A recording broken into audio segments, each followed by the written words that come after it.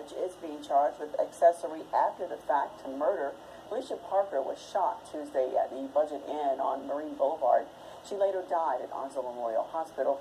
Jamie Weeks was arrested in Indianapolis the next day on a murder charge. He says he will voluntarily return to North Carolina to face charges, that's according to police. Weeks is expected to be returned to Onslow County in the coming days. The extradition process has just begun for Jocelyn Dotledge. Police are asking for the public's assistance in finding a missing, endangered man. The Beaufort County Sheriff's Office has issued a silver alert for this man, 36-year-old Marvin Pownall. He's believed to be suffering from dementia or some other cognitive impairment.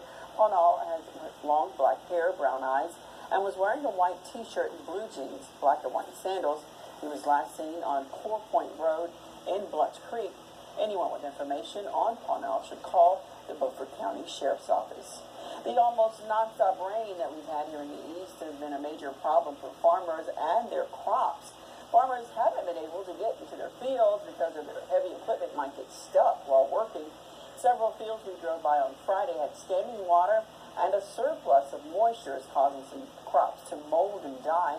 This time of year is usually when tobacco is being picked, but lately farmers can't get into the fields.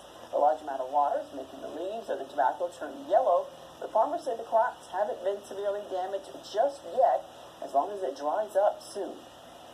Everything in moderation, so this rain is certainly creating issues. You are going to see some more disease pressure and presence in the field compared to maybe insect damage, and again, that's going to create havoc when farmers are in there trying to harvest the crops. Plants such as cucumbers, squash, and melons have all experienced mildew due to wet weather. Experts say farmers this year will probably see a lower yield due to the extremely moist conditions. All this rain's also caused concern about mosquitoes. Standing water has been accumulating, and mosquitoes carrying diseases are breeding in that water. Melissa Henry reports. All of this rain has created a perfect storm for mosquitoes, and people say it's been hard to simply spend time outside. Especially if I go near the woods.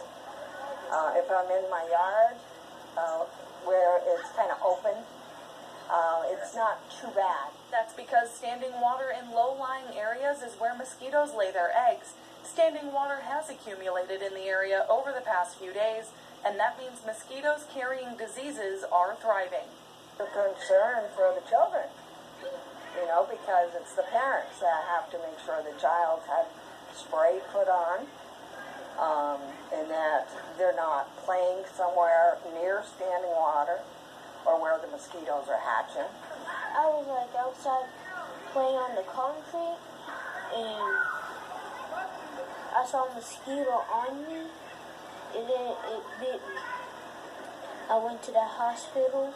Sydney was okay, but officials say people can have unusual reactions to mosquito bites depending on the breed of mosquito and what it was carrying.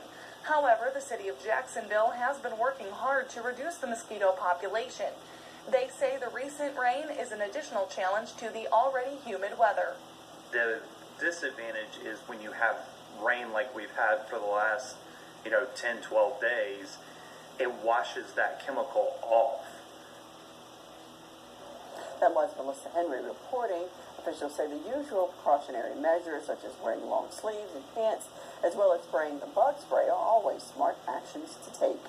The recent rains also hit one hospital pretty hard.